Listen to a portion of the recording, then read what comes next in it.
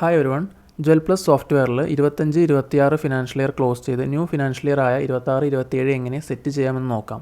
വളരെ സിമ്പിൾ പ്രോസസ്സാണ്. ആദ്യം തന്നെ സെർവർ ഒഴികെയുള്ള സോഫ്റ്റ്വെയർ ഇൻസ്റ്റാൾഡ് ആയിട്ടുള്ള എല്ലാ ക്ലയൻറ്റ് കമ്പ്യൂട്ടേഴ്സും ഷട്ട് ഡൗൺ ചെയ്യുകയോ സോഫ്റ്റ്വെയർ ക്ലോസ് ചെയ്ത് വെക്കുകയോ ചെയ്യുക. ശേഷം ബാക്കപ്പ് എടുക്കുക. ഒന്നിലധികം അക്കൗണ്ട്സ് അല്ലെങ്കിൽ കമ്പനീസ് ഉണ്ടെങ്കിൽ എല്ലാം സെപ്പറേറ്റ് ആയിട്ട് തന്നെ ബാക്കപ്പ് എടുത്ത് വെക്കേണ്ടതുണ്ട്. അതിനായി ഫയൽ മെനുവിൽ നിന്നും ബാക്കപ്പ് ഓപ്ഷൻ സെലക്ട് ചെയ്യുക. അവിടെ നിങ്ങൾക്ക് കറൻറ്റ് പാത്ത് കാണാം.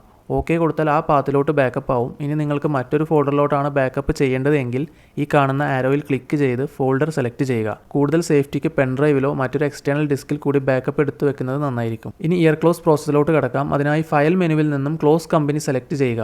അവിടെ നിങ്ങൾക്ക് ഇയർ കാണാം 1/4/2026 to 31/3/2027. ഇത് തന്നെ അല്ലേ എന്ന് കൺഫേം ചെയ്ത് ഓക്കെ കൊടുക്കുക. കൺഫർമേഷൻ വിൻഡോയിൽ ഓക്കെ എന്ന് ടൈപ്പ് ചെയ്ത് ഓക്കെ ക്ലിക്ക് ചെയ്യുക. വീണ്ടും ബാക്കപ്പ് ചോദിക്കും. ഓക്കെ ക്ലിക്ക് ചെയ്യുക. താഴെ ഇയർ ക്ലോസ് ആവുന്നത് പ്രോഗ്രസ് ബാറിൽ കാണാം. ഓപ്പറേഷൻ സക്സസ്ഫുള്ളി കംപ്ലീറ്റഡ് എന്ന് കാണിക്കുന്നത് വരെ വെയിറ്റ് ചെയ്യുക. ഓക്കെ കൊടുത്താൽ സോഫ്റ്റ്വെയർ ക്ലോസ് ആവും. വീണ്ടും സോഫ്റ്റ്വെയർ ഓപ്പൺ ചെയ്യുക. ഇപ്പോൾ ഓപ്പണായി വന്നിട്ടുള്ളത് 26-27 പുതിയ ഫിനാൻഷ്യൽ ഇയർ ആണ്. അത് കമ്പനി നെയിമിൻ്റെ കൂടെ തന്നെ കാണാം. ഇൻവോയ്സ് നമ്പറിൻ്റെ സ്റ്റാർട്ടിങ്ങും 1 മുതൽ അല്ലേ എന്ന് ചെക്ക് ചെയ്യുക. ഇനി പഴയ ഇയർ ഓപ്പൺ ചെയ്യാൻ ഫിനാൻഷ്യൽ പീരിയഡിൽ ക്ലിക്ക് ചെയ്യുക. അവിടെ 25-26 ഡബിൾ ക്ലിക്ക് ചെയ്താൽ പഴയ ഇയർ ഓപ്പൺ ആവും. വീണ്ടും പുതിയ ഇയറിലോട്ട് വരാൻ സെയിം പ്രോസസ്സ് ചെയ്യുകയോ സോഫ്റ്റ്വെയർ ക്ലോസ് ചെയ്തെടുക്കുകയോ ചെയ്താൽ മതിയാവും.